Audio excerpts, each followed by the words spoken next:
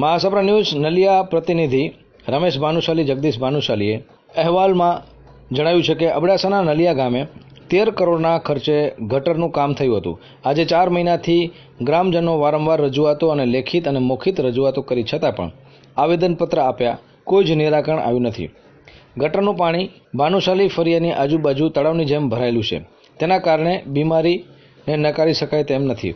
આજે જિલ્લા વિકાસ અધિકારી CJ પટેલ રૂબરૂ મુલાકાત લીધી હતી અને સ્થાનિક તપાસ કરી હતી અને તરત જ પાણીનો નિકાલ થાય એવું જણાવ્યું હતું.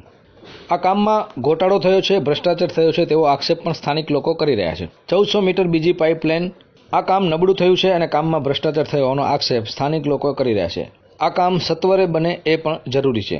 અનુભા જાડેજા, જયદીપસિંહ જાડેજા, લાલજી કટુઆ, લિયાકત આગરિયા, પરેશ ભાનુશાલી, જયંતિ ચૌહાણ, અર્જણ ભાનુશાલી, પરસોત્તમ ભાનુશાલી, પરેશ ભાનુશાલી, અન્ય ગ્રામજનો આગેવાનો મોટી સંખ્યામાં રૂબરૂ થઈ અને રજૂઆત કરી છે. મહાસપ્રા ન્યૂઝ નલિયા પ્રતિનિધિ રમેશ ભાનુશાલી, જગદીશ ભાનુશાલી. ખાસ કરીને નલિયાનું ગટરની મોટામાં મોટી સમસ્યા છે એના વિશે. નલિયાની ગટર યોજના કોન્ટ્રાક્ટર અધવચ્ચે મૂકી અને જતા રહ્યા છે.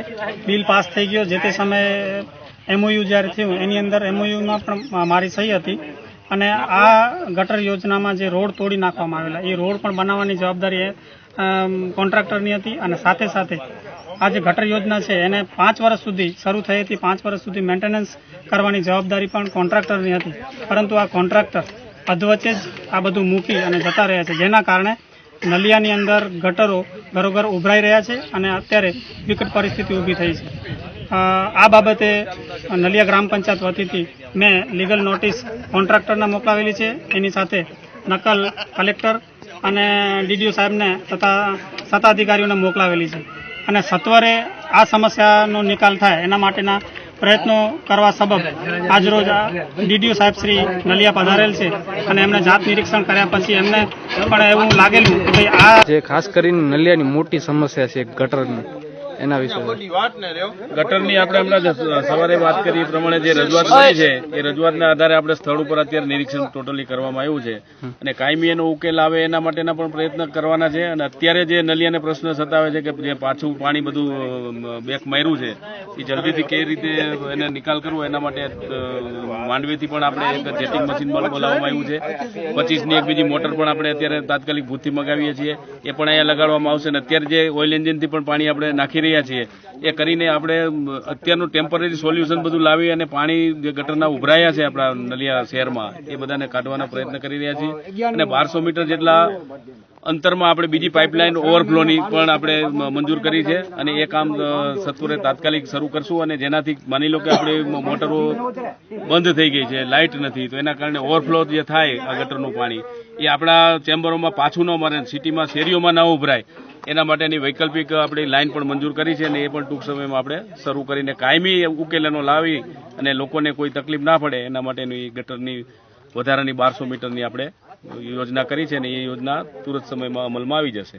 એ યોજના સાહેબ જે આપણે પહેલા કામ થઈ ગયું છે 13 કરોડ રૂપિયાનું, એમાં હશે કે બીજી ગ્રાન્ટ કોઈ ફાળવી? નહીં, એ તો બીજી અલગ અમે અત્યારે આયોજનમાંથી ફાળવી છે અને બાકીની તો એ જે કોન્ટ્રાક્ટરે કામ કર્યું છે, શું કર્યું એની તપાસ થશે.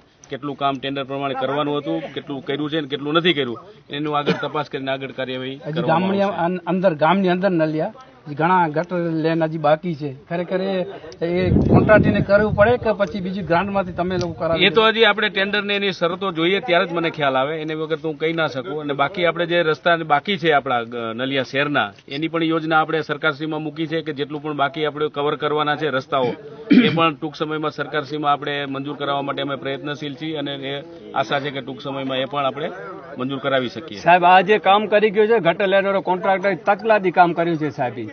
એ પહેલા તો એ લોકોએ અમે લખિતમાં દીધું હતું કે જે રોડ તોડશું ને એ રોડ અમે રિપેર કરી દઈશું, કાંઈ નથી કર્યું. આજ હવે આપણે તપાસ કરશું શું કરવાનું હતું, કેટલું કર્યું છે એની તો આપણે હમણાં ચર્ચા થઈ આપણી ઓફિસમાં એ પ્રમાણે કે આપણે અમારા આરએનબીના એન્જિનિયરો રહેશે, તમારા ગામના જે જાણકાર છે લોકો એ પણ આરે રહેશે અને એમાં કેટલું કર્યું કેટલું નથી કર્યું એના આધારે રિપોર્ટ આવશે, એના આધારે આપણે આગળની કાર્યવાહી કરવામાં આવશે. સાહેબ અત્યારે તો મતોનો આપણે એ જ છે આ પાણી જેટલું જલ્દી બની શકે એટલો એ કાઢવાનો તમે કોશિશ કરતા છો.